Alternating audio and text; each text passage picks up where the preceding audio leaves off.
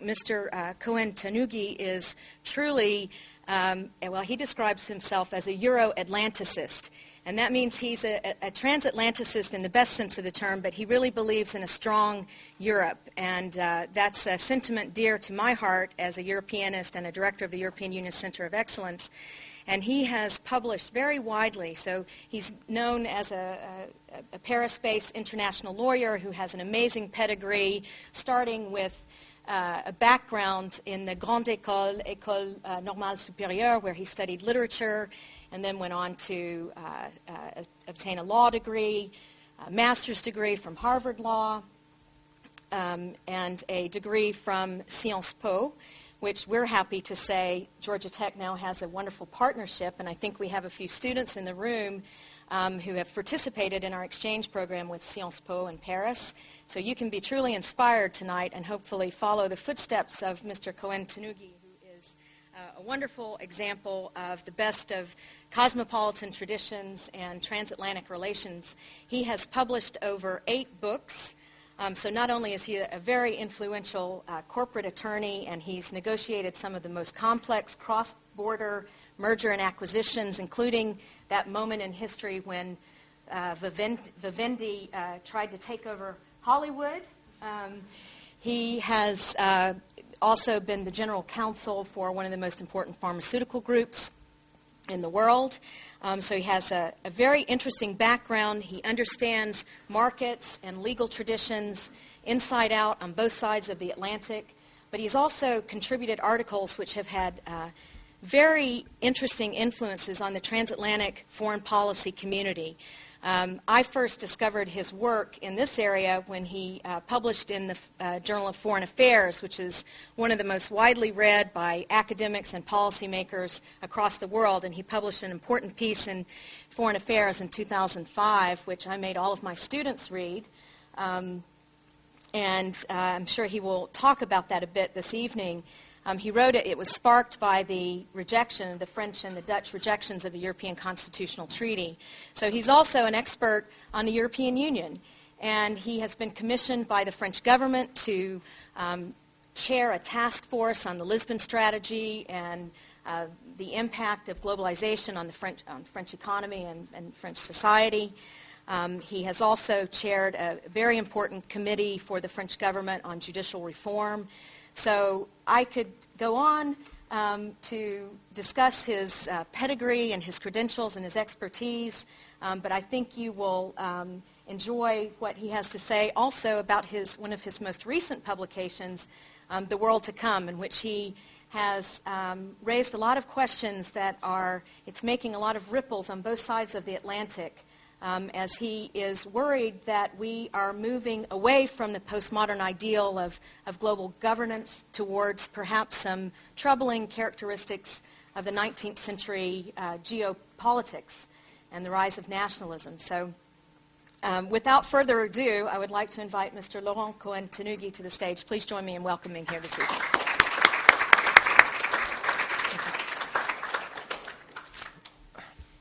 Good evening, and thank you very much, Vicky, for this very kind introduction. I think you can only be disappointed after this, but but I'll try to do my best. So I'm here on a lecture tour. I started in Chicago about a week ago, where I gave a lecture on tonight's topic on November 4th, the first anniversary of a historic election. Then I went on to Los Angeles, where I gave another lecture on the state of the European Union this time, and that was on November 9, which was the 20th anniversary of the fall of the Berlin Wall. Unfortunately, tonight I haven't found any meaningful anniversary, but this is my first time in Atlanta, which is a meaningful date. And I'm very pleased to be here, and I thank you for being here. So tonight's topic is the implications for Europe of President Obama's election, and I will give you my thoughts on this, and of course then take your questions. We can also talk about Europe as such, if you'd like. But I think it's a timely moment to address the question. Europe was at the forefront of the global enthusiasm that greeted Barack Obama's election a year ago. Since then, as I can sense reading the press, watching TV, talking to people, I think there is some skepticism or criticism, and in any event, the president's rate of approval has dropped significantly in the U.S. to about 57%, which is still quite honorable. What about Europe then? There was a New York Times article last week entitled "Europe Still Loves Obama, but Doubts Creep In." And I think that's an accurate summary of the situation. Let me share with you two figures from Transatlantic Trance 2009, which is the annual opinion survey of the German Marshall Fund. On the one hand, the approval rating of President Obama in the EU and Turkey was at 77% in this summer, with Western European even more enthusiastic, with an above 80% rating. So we are 20% above the current US rate of approval.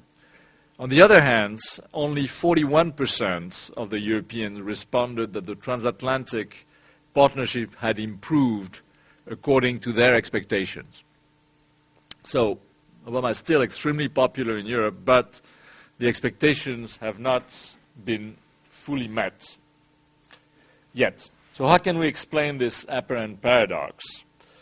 Well, first explanation is the expectations may have been unreasonably high, and I think that's true here as well. The second explanation, of course, is that 9 months is way too early to make a fair assessment, especially given the magnitude of the internal and external challenges that President Obama is facing. In that sense, the Europeans are a little more charitable and reasonable than the Americans, but I think we would do the same if it were our president. We're always harsher, and there's always more domestic implications. But I think there are deeper explanations than this for the current European sentiment about Obama's America, and I will try to analyze them for you in three movements.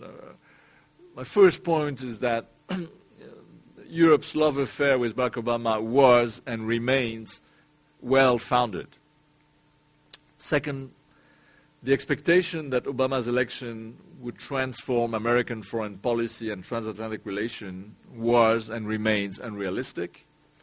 And finally, I think unfortunately, there is a potential for deeper transatlantic disillusions and tensions in the years to come.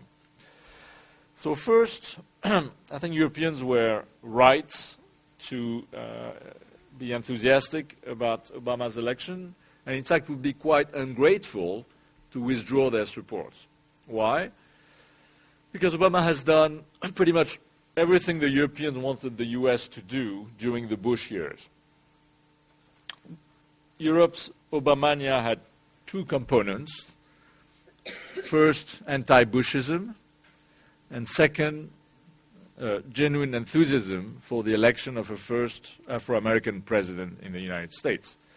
The second component was maybe a bit idealistic, coming from the Europeans, but that one is a given and cannot be disappointed. The first component, the reversal of Bush policies, was subject to test and remains subject to test. So if we try to list what the European had been demanding from the United States, you can see easily that Obama has moved in that direction very significantly. First request was closing Guantanamo and respecting human rights. Second, withdraw from Iraq and focus on Afghanistan and the fight against terrorism.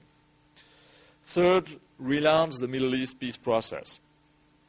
Fourth, restore America's image in the world and reconcile with the Arab world. That was the sort of September 11 Bush legacy. Now, on more general international relations, the Europeans wanted the U.S. to reject unilateralism and to re-embrace multilateralism. It wanted the U.S. to respect allies and the Europeans in particular, to provide leadership on global issues, to decrease tensions in the world. And finally, the Europeans wanted America to join Europe in the fight against climate change and in the re-regulation of the financial market.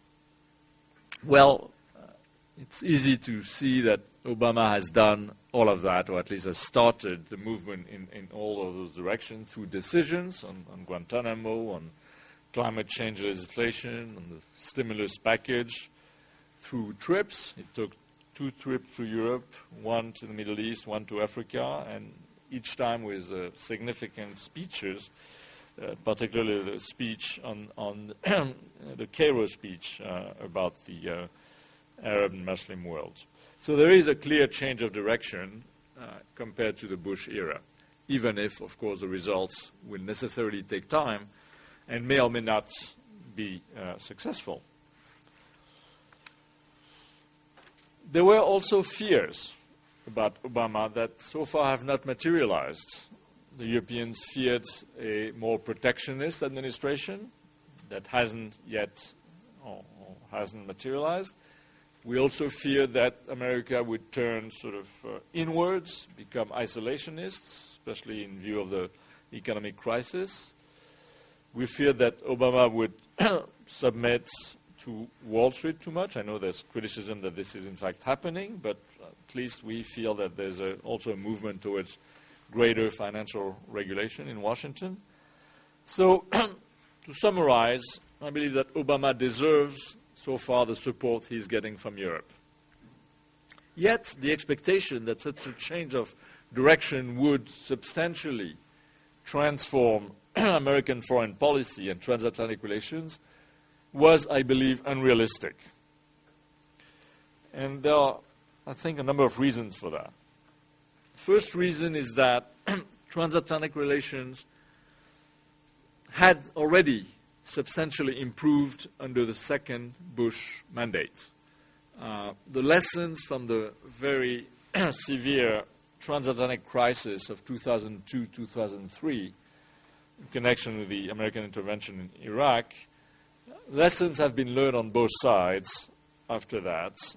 The U.S. obviously suffered setbacks in Iraq, and understood the need for solid allies and recognized the European contribution. The Europeans, on their part, recognized the cost of excessive transatlantic confrontation, including for European unity itself. And so there was a move away from unilateralism in Washington and in Europe a more conciliatory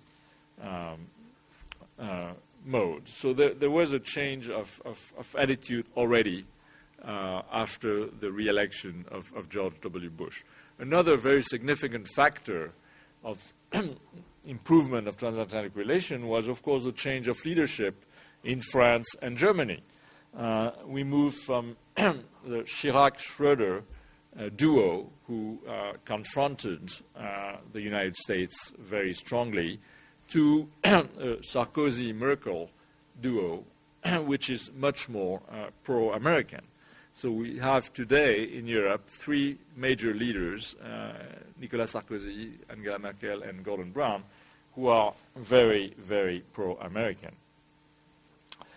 The second reason why it was unrealistic to expect a substantial change in transatlantic relations is that Obama's foreign policy has to remain in the continuity of the second Bush term. Well, first of all, any major power's foreign policy is something very, very difficult to change quickly. Same thing for other European foreign policy. You cannot change France's foreign policy very quickly either. But more importantly, Obama inherited the very heavy legacy of September 11 and of the first Bush administration, that is, two difficult wars, Iraq and Afghanistan, and the fight against terrorism. And that is bound to continue for many years to constrain and determine U.S. foreign policy, because it has reshaped the world in a way. The second Bush administration initiated some of the key changes that are now being continued. The withdrawal from Iraq was agreed and organized in the final years of Bush II. The refocus on Afghanistan was on the way. The recognition of Europe also. Remember, there was a trip that George W. Bush took after his re-election at the beginning of 2005, when there was hope that Europe would adopt its constitutional treaty and become a more of a global player. Finally, there are obstacles to any wish of major reorientation of American foreign policy, and those obstacles are well known. The Congress is one, and with the political division that are currently taking place, not only between the Republicans and the Democrats, but even within the Democratic Party.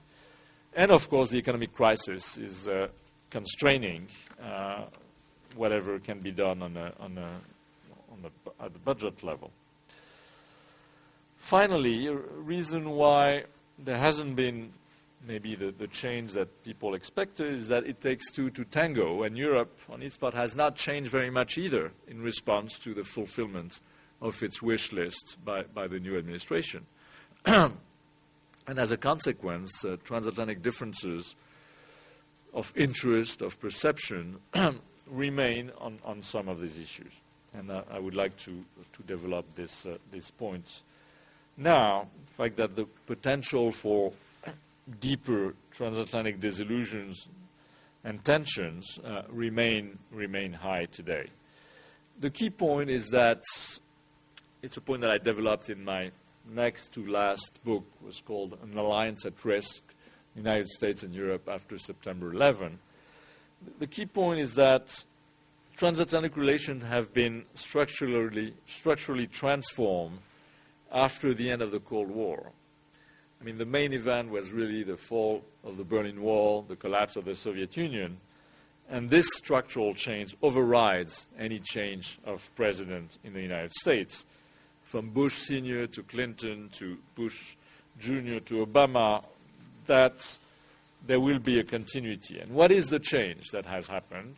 The change is that Europe is no longer a strategic priority for the United States because it is now a peaceful continent, and there is no Soviet threat any longer, and the U.S. has much more troubled and burning priorities in Central Asia, in the Middle East, with China, with Russia.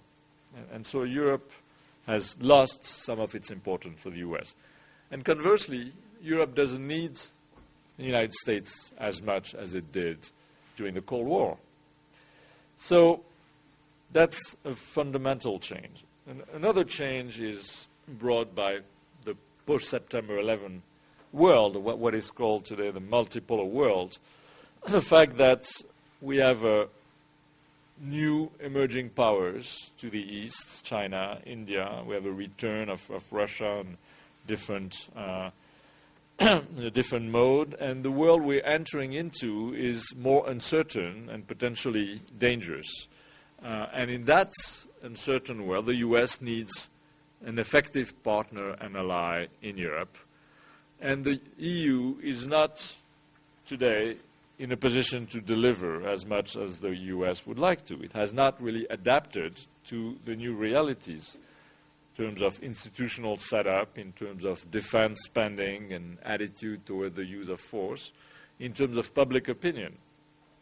There was a poll recently taken about the proposed surge in Afghanistan for the U.S. only, and there was the poll was the Europeans were divided. about whether the US should add more troops to Afghanistan. But if you ask the Europeans whether they would add more troops to Afghanistan, the answer would be no.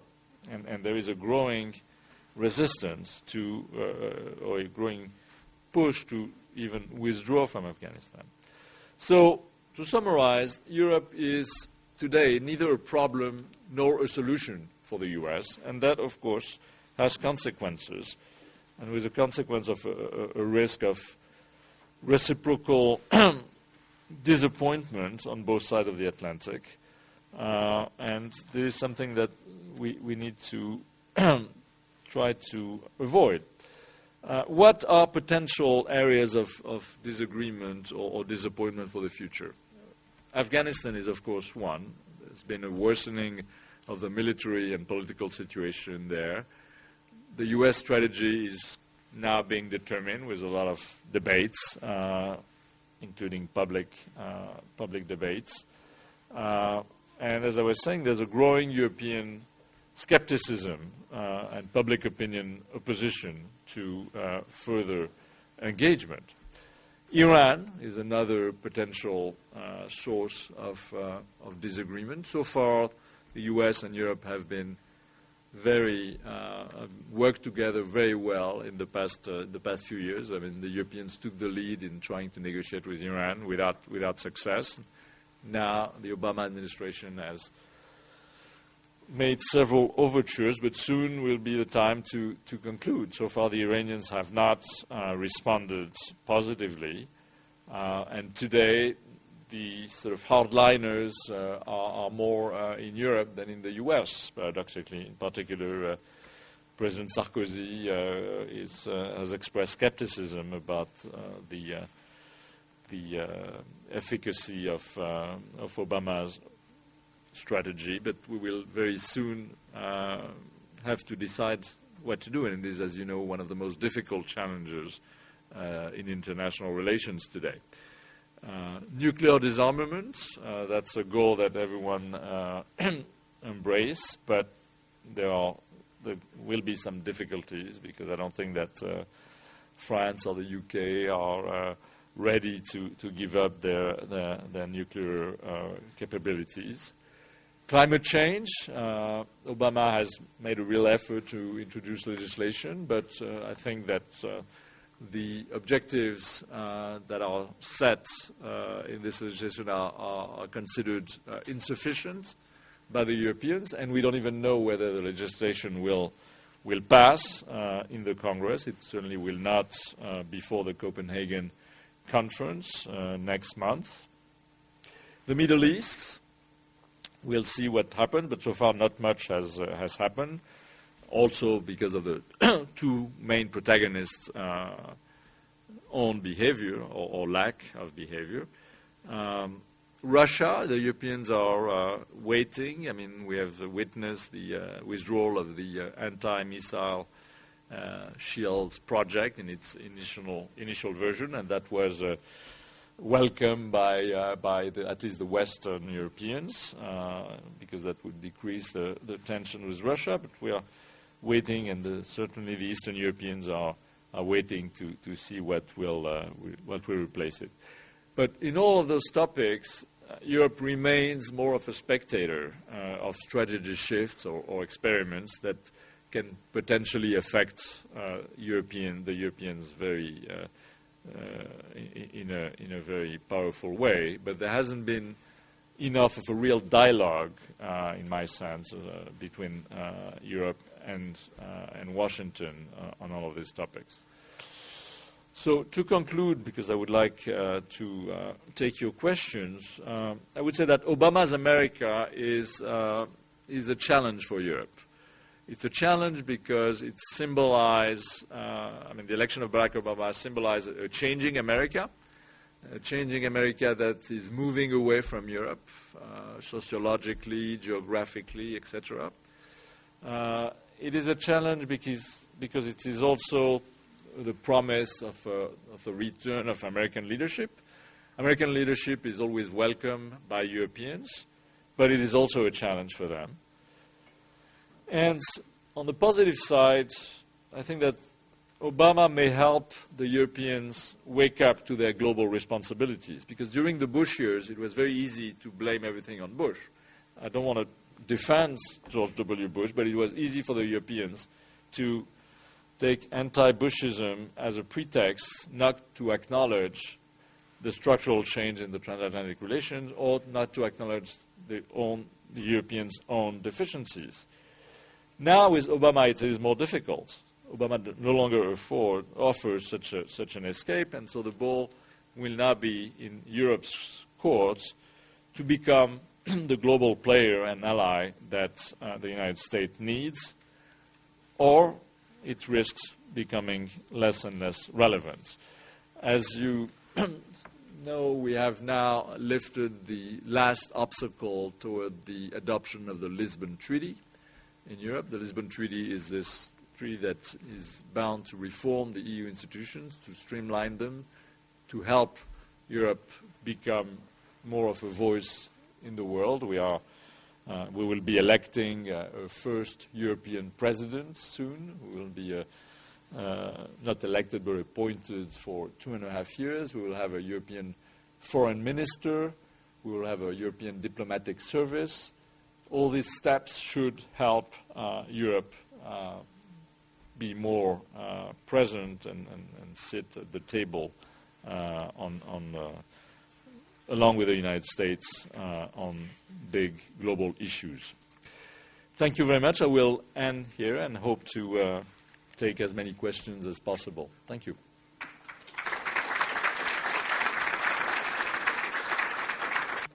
Okay, so it's a question about Europe's normative power in relation to Obama's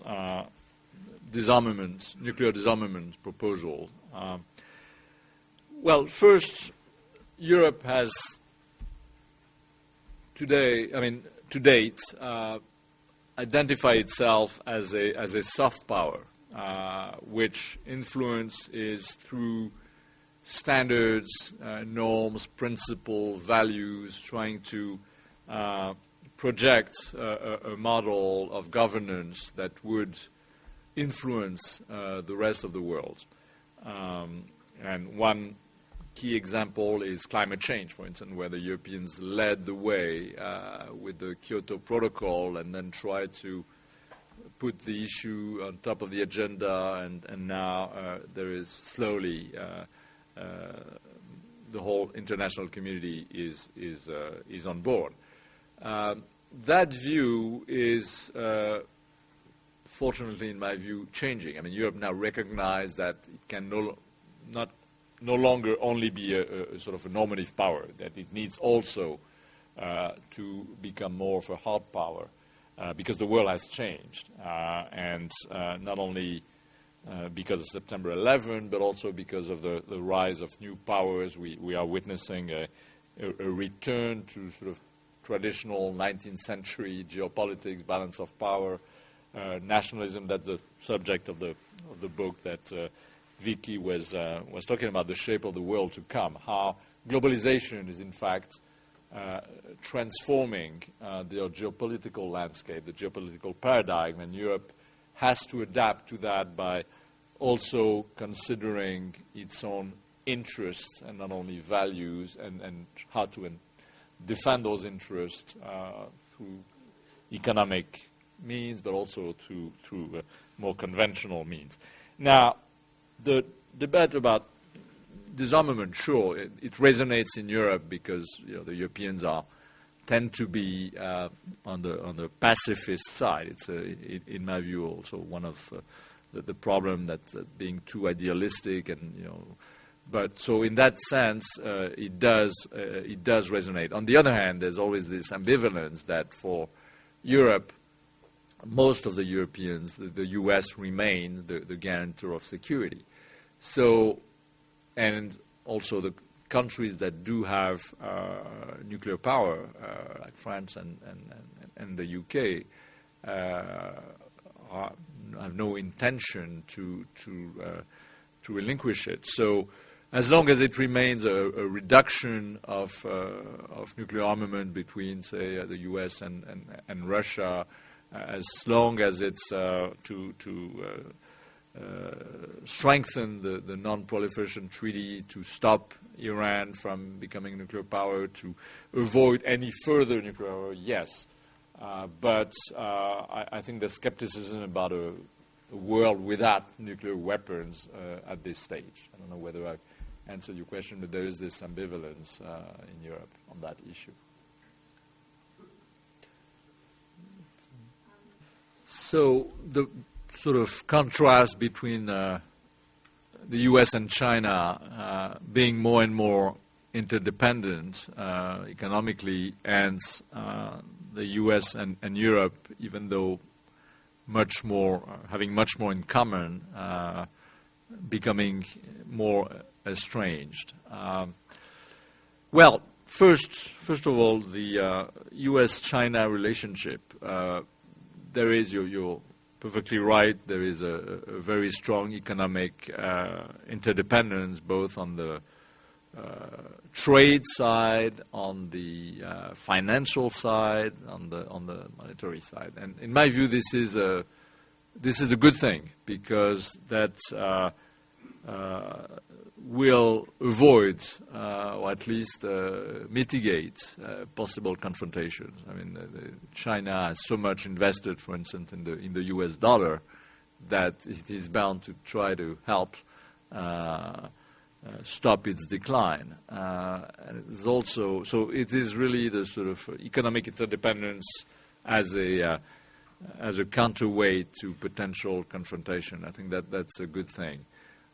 Now, Europe and the United States economically are also very intertwined. I mean, the transatlantic economy continues to be very, very significant in the world economy, and we have common values, common interests, etc. Maybe because of those interests, we tend to overlook. We tend to sort of overlook these common values and interests and fight on issues that are probably less significant. I mean, during the Iraq crisis, even though I was not particularly in favor of the war itself, but my point was that Americans and Europeans Europeans in that case, should not have confronted the U.S. In such a direct way, particularly the French and the German, because the Atlantic Alliance is something that is extremely important to maintain, and so you can disagree on policies, but you don't want to jeopardize the whole alliance.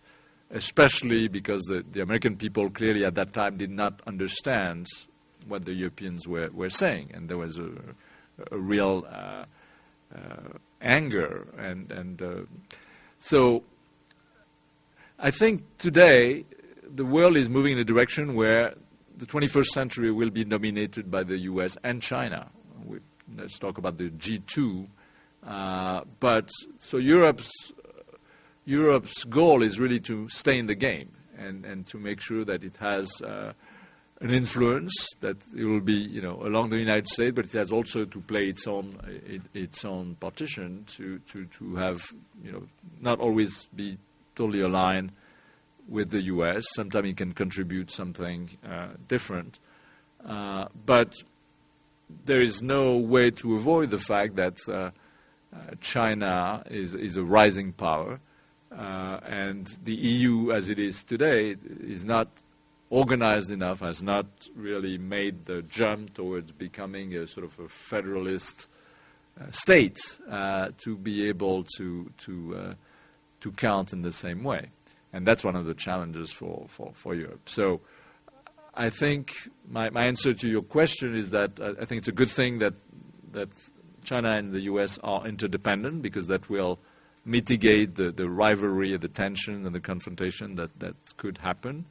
And as far as Europe and the United States, we have common values and interests, and Europe still depends on the United States, and so that's also we can afford a little more of disagreement, because I think the alliance is still very, very solid.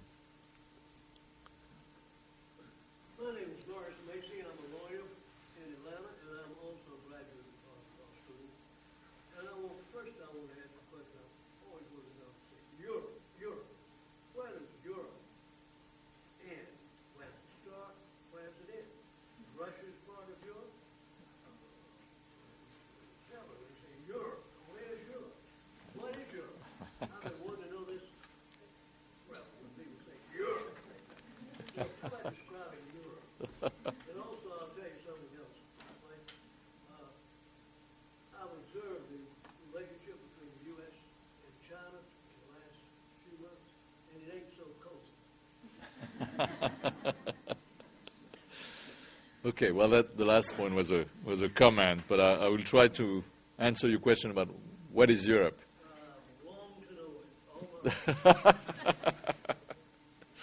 Well, there are several definitions of Europe. Well, the definition I'm using is really the European Union, which today has 27 member states, which has started with, basically the 27 member states in the EU today. 27 countries, they're called, in the European Union. Is that different from Europe?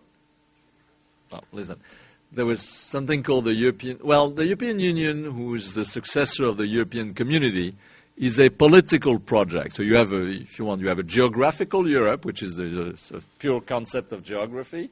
And so I'm not a geographer, but there are geographical borders of Europe. But what I'm talking about, and what we're talking about here, is the European Union, which is a political project. It is an organization which has members, and today the EU has enlarged to basically welcome first the sort of southern, which started with the core countries of Western Europe, then Greece, Portugal, and Spain joined after the end of dictatorships there. And after the fall of the Berlin Wall, Central Eastern Europe joined in 2004, and then Bulgaria and Romania. So today we have 27 member states, which is close to the geographical notion of Europe. There are talks about Turkey's accession, but there's a very strong debate because if you just talk geography, most of Turkey's territory is not in Europe. But there's also a number of other issues. Russia is partly in Europe, partly in Asia, and it's another. Russia is not a candidate for joining the EU, but the issue of the borders of the EU is a hot topic today. But in my view, there's still the Balkans that are possible candidates, and then after that. We need to have close partnerships, but we cannot indefinitely expand and enlarge the EU, otherwise it will become impossible to govern. That's my answer to your question. Okay, so the issue of immigration in Europe. Well, there are different elements of that. First we have a problem of immigration because the Europeans have not been very good at integrating immigrant population from, say, North Africa, etc. So in a country like France, for instance, there are a lot of immigrant population from North Africa, for instance, or from Africa, which is not well integrated economically, socially, tend to live in suburbs and have this violence and riots that we had in 2005 that were widely publicized. But there is generally a problem of integration. So that's because obviously Europe is a very rich zone and is a lot of people from less developed countries are at the risk of their life and sometimes in terrible circumstances are just trying to cross the border to reach Europe. So there are some humanitarian problem. There are some integration problem. On the other hand, Europe, as you mentioned, needs immigration because we have an aging population, a declining population, and we will need lots of younger labor from the south, essentially. And so one of the interests of Turkey's adhesion would be to provide some of that population, but we will need to improve our integration policies to be able to take on more immigrants and to integrate them better in society. And that's one of the challenges that we're having because we in 2050, for instance, the median age in Europe will be about 50 years old, which is quite old, in contrast to the US, which through immigration is able to maintain a much younger average population by 2050. So that's one of our challenges. And so we're trying to organize to have a sort of a common immigration policy, visa policy, to try to harmonize those policies which are currently national. It's really an issue of national sovereignty, so it's hard to harmonize that at the European level, but we are making progress in that direction. So the question about the low turnout at European elections and how it affects democracy and legitimacy in Europe. That's a very important question. Europe is a complex political system. It is.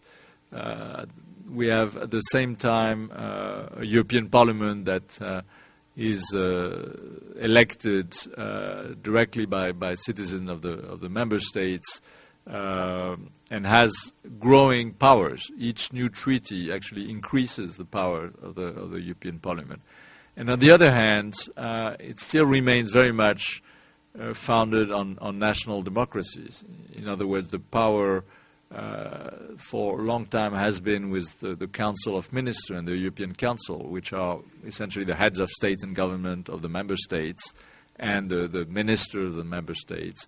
And so it's a mix of national democracy and European democracy. What's clear is that it is very difficult to create a European political space because democracy remains very much a national thing.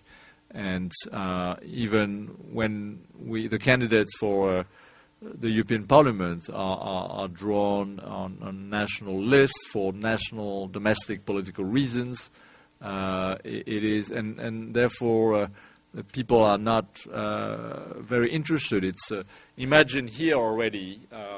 People are much more interested in their local elections. Washington seems very far away, but the United States has existed for more than 200 years now. Imagine Europe, which is a much newer institution.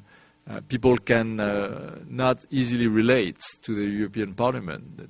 And it's a very complex machinery. So I think it will take time.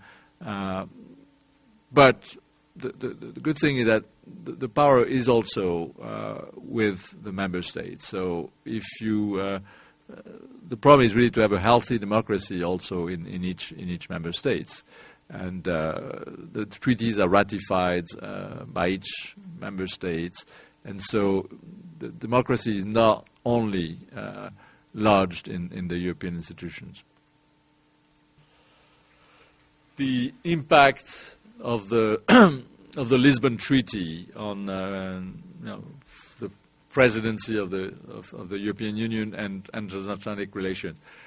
First, to correct, you're right in the way that the Lisbon Treaty is the sort of a reincarnation of the European Constitution, which was, as you know, turned down by a French referendum and a Dutch referendum.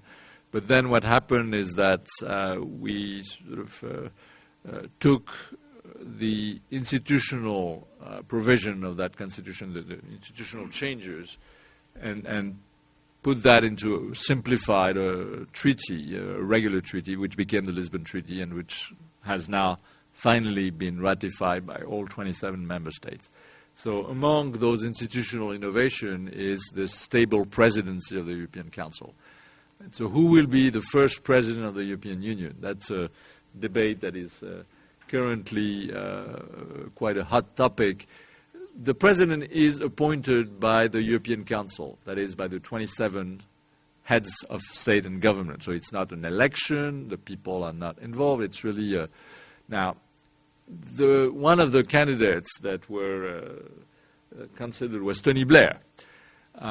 Tony Blair has for him the fact that he's a very charismatic leader. he's someone who can, talk to Obama, talk to Medvedev, Putin. He has a sort of global aura. And that is, in a way, what Europe needs to have a figure like that can talk to other heads of state. But there has been a significant opposition to Tony Blair, first of all because Britain is not among the most pro-European countries, to say the least. It's not part of the euro.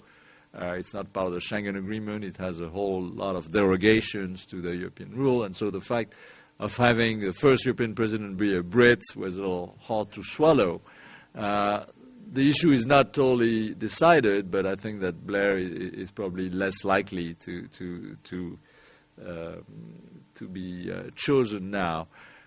So the alternatives are more sort of pro-European figures that are less charismatic, but somebody like Jean-Claude Juncker, the Luxembourg Prime Minister, or a former Austrian Chancellor, or somebody like that, that are more sort of. There's also the discussion between the big member states and small member states. I mean, the smaller member states feel that they should have had the institution because the larger member states have so much influence already by their size and so on. So it's not decided yet, but it will be decided pretty soon. Now, in terms of the impact of that on transatlantic relations, again, as I saying in my talk, I don't think it will change much substantively because there are other factors that are more important. But if we have a figure that is dynamic and visible, that can improve the kind of strategic dialogue that is currently missing,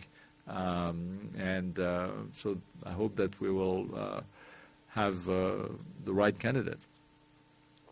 The question about nuclear energy and nuclear waste. Unfortunately, I'm really not an expert on nuclear waste. I know that France is managing. There are criticisms in France and concerns in France as well about what's going to happen to all this nuclear waste. I mean, Areva, the French group, has a technology, and there's discussions about which technology the U.S. will adopt. What I think is clear, though, is that nuclear energy has to be part of the solution to global warming because it is a clean technology, and we cannot only rely on renewable energies, at least in some parts of the world. So I think we are seeing a revival of nuclear energy in the UK and China and probably in the US, and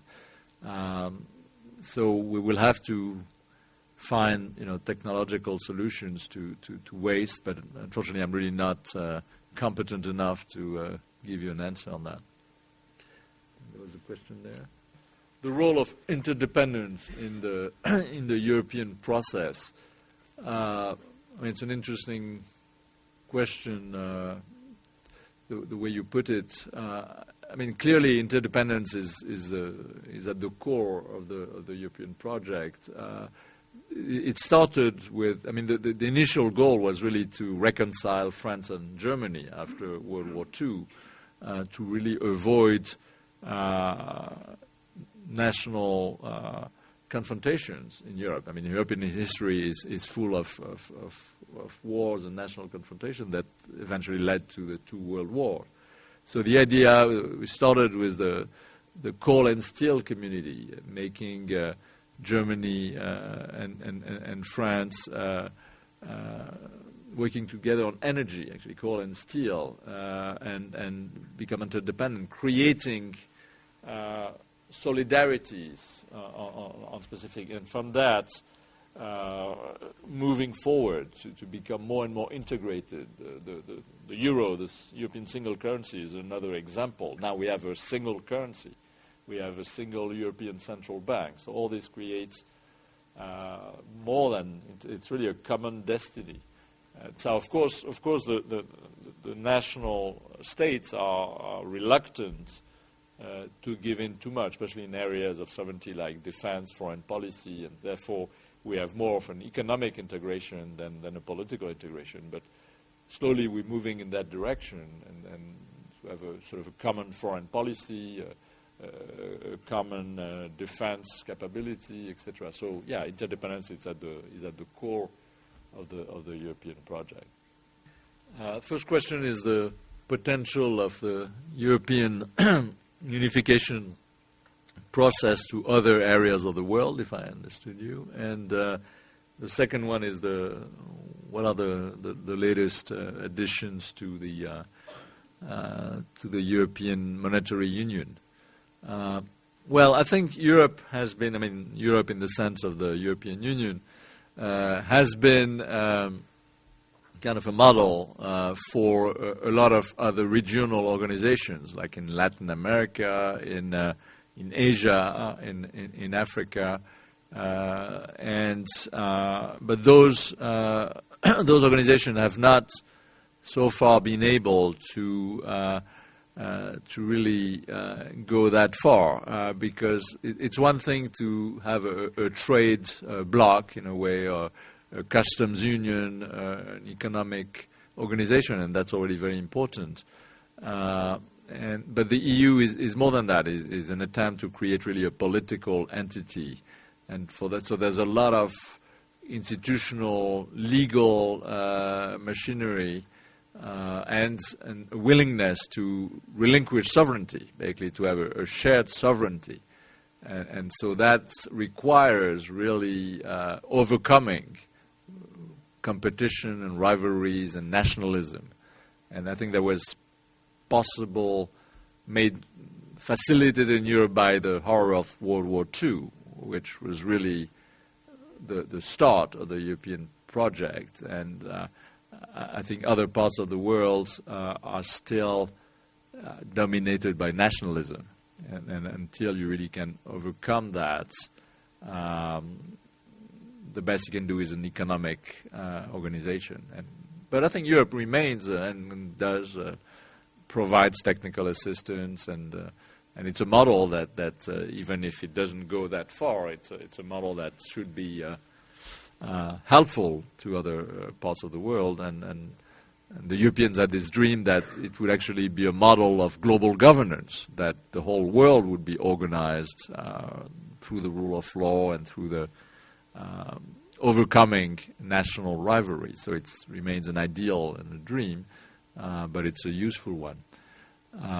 The question about the EMU, well, I think the latest additions were Slovenia, if I recall. Now there are 16 members, more or less. So you remember you have a number of criteria to meet in order to join, the Maastricht criteria. And as long as you don't meet those criteria, you cannot join. Now, of course, the economic crisis has worsened the situation, and even most of the countries that are a member of the EMU do not meet the criteria, especially the public deficit and public debts, any longer. So, but what the crisis has revealed is that the euro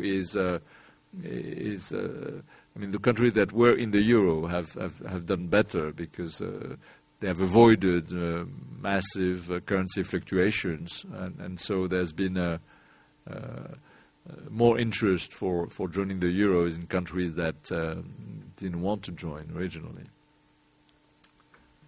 What can the Europeans do to stop the fall of the dollar? Well, I'm not sure that they can do very much, unfortunately, because they would like to. I think that there's considerable concern in Europe that the strong euro is hurting European exports, and conversely that the weaker dollar is helpful to United States exports, and to also try to reduce the deficit. I think that the euro I don't think the euro is going to replace the dollar anytime soon, but it is now a very credible international currency. I think about 25% of world reserves are in euro, and it will become more and more attractive. So there's a risk that as the dollars fall, there'll be a diversification of currency reserve by many countries, and that that will benefit in parts the euro, which will make it rise. So I think that the key to the dollar situation is not only the domestic U.S. situation, but again China, and that's really an issue between China and the U.S. in terms of trade imbalances, in terms of savings rate, and so on. And I think that, I mean, in my view, the best guarantee against a free fall of the dollar is the fact that China holds so much in dollars that it cannot afford to let it fall too much. So my guess is that we will remain in this. Maybe the dollar will slip a little further, but we will remain in the current zone as long as the interest rates remain close to zero in the U.S. That's a very interesting question about basically the impact of the economic crisis on the way Europe works and membership criteria. Well, first of all, the criteria I was mentioning earlier were criteria for joining the European Monetary Union. Now, to join the EU as such, there are a number of criteria: political, economic, etc. But those are much. It's a much broader and longer process. But I think what your question is really getting at is the fact that some of the disciplines of the single market and of the European Monetary Union have been weakened by the crisis. The public debt, public deficit ceilings have exploded. We have had to grant state aids to ailing industries, to auto manufacturers. So there has been a relaxation of competition rules, rules against state aids, and so on. So, and the challenge today is to try to reinforce those rules. I mean, there's been a time of leniency, but if we do not take advantage of the recovery to reinforce these rules, then there's a risk of dilution. And so that's one of the challenges for the new European Commission that will just take office at the beginning of January, is to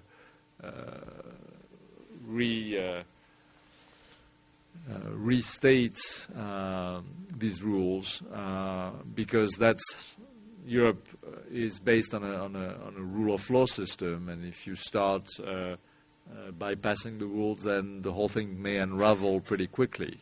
Now, in terms of reconsideration, yes, but that is done.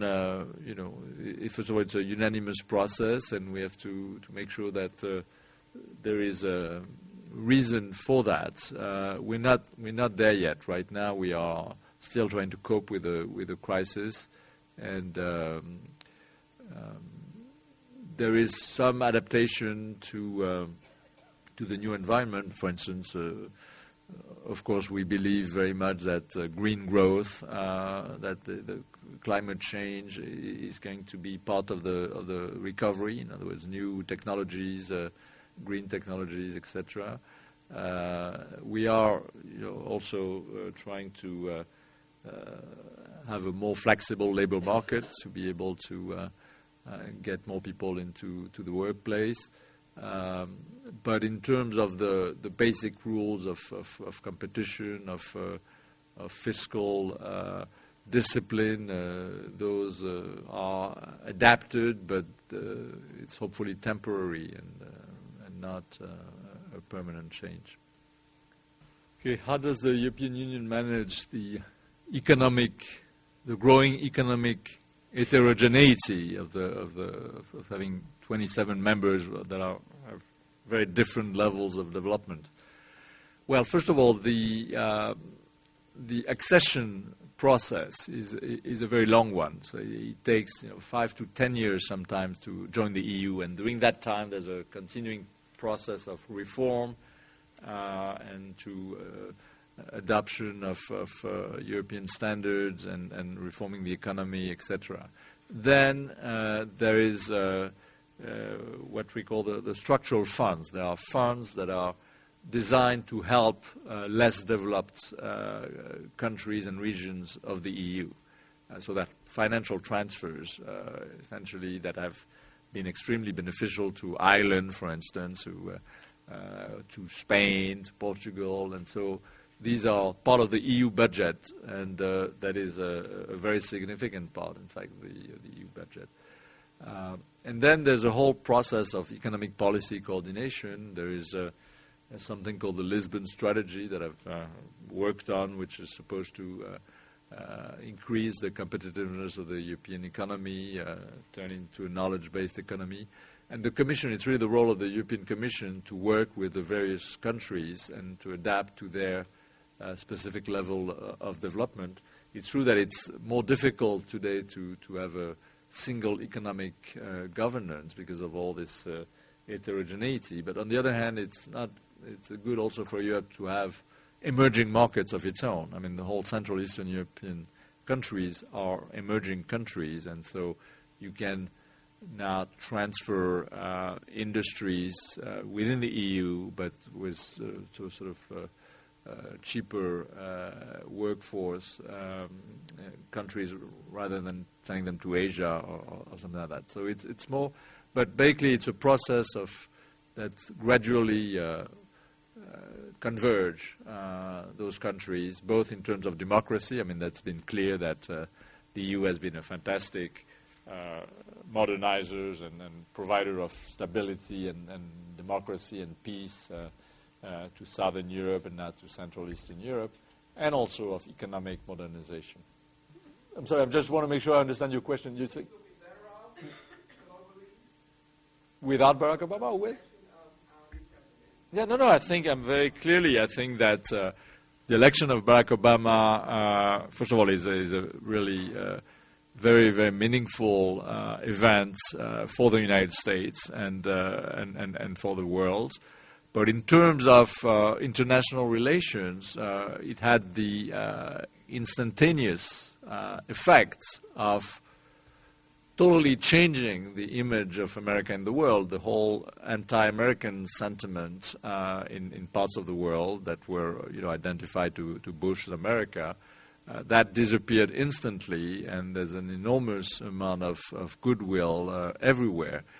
In addition to that, he has clearly, even though he doesn't have particular European connection, but he has an international sensitivity, I mean, through his own background and experience, and some of his speeches really resonates wherever he goes. So it's I think it's a very promising development. Of course, the challenges are huge for him, for the United States, for the world. It's a very, very difficult period.